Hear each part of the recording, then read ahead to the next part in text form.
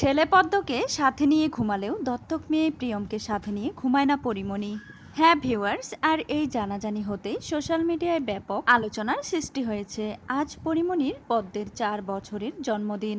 বরাবরের মতোই ছেলের এই বিশেষ দিনটিকে স্মরণীয় করে রাখতে বেশ জমকালো এবং রাজকীয় আয়োজন করেছেন পরিমণি। ইতোমধ্যে সেই উদযাপনের একটি আগাম ঝলক তিনি সোশ্যাল মিডিয়ায় প্রকাশও করেছেন। গতকাল গভীর রাতে পরিমণি একটি ভিডিও শেয়ার করেন, যেখানে দেখা যায় ঠিক রাত 12টায় পদ্মের জন্মদিন ঘিরে তার কাছের ও ঘনিষ্ঠ মানুষেরা সবাই উপস্থিত ছিলেন।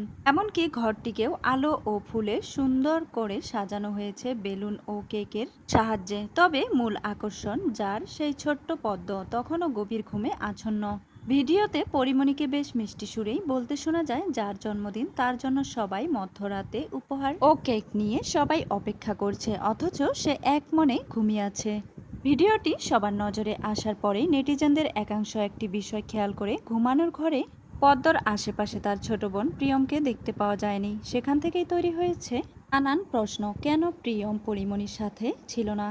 কারণ কি এটাই যে সে দত্তক সন্তান? সাধারণভাবে সবাই একজন দায়িত্বশীল ও যত্নশীল মা হিসেবেই পরিমণিকে চিনেন, কিন্তু কেউ কেউ প্রশ্ন তুলেছেন ভালোবাসাটি কি তবে শুধু পদ্মের জন্যই বেশি প্রযোজ্য? প্রিয়ম হয়তো তুলনামূলক এক সাধারণ প্রেক্ষাপট থেকে এসেছে। তাকে নিজের আলিশান বাড়িতে নিয়ে এসে পরিমণি নিঃসন্দেহে এক পরম মমতার পরিচয় দিয়েছেন।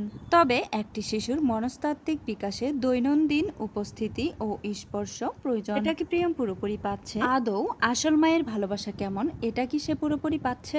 এভাবেই অনেকেই প্রশ্ন তুলেছেন। দর্শকদের নজর এড়িয়ে যায়নি যে শুটিং কিংবা দেশের বাইরে ভ্রমণের মতো জায়গাগুলোতে যেমন পদ্মকে সাথে দেখা যায়, প্রিয়মকে সেভাবে কখনোই দেখা যায় না। তার যত্নে আলাদা পানির উপর নির্ভর করা হয়। এমন বিষয়গুলো নিয়েও সোশ্যাল মিডিয়ায় আলোচনা চলছে। তবে প্রতিটি পরিবারের নিজস্ব কিছু চালনা পদ্ধতি ও কাজের সুবিধা অসুবিধা থাকে। বাইরে থেকে দেখে পুরো পরিস্থিতি ঠিক মূল্যায়ন করা হয়তো সম্ভব নয়। যাই হোক ভিউয়ার্স, সকল বিতর্কের ঊর্ধ্বে থেকে ছোট্ট পদ্মের শুভ জন্মদিনে আমাদের থেকে অনেক অনেক ভালোবাসা ও শুভেচ্ছা রইল। তো ভিউয়ার্স, পরিমণির পরিবার ও শিশুদের প্রতি বৈষম্যের অভিযোগ তুলে সোশ্যাল মিডিয়ায় আলোচনা চলছে, সেটিকে আপনি কিভাবে দেখেন অবশ্যই কমেন্টে জানাতে একদমই ভুলবেন না।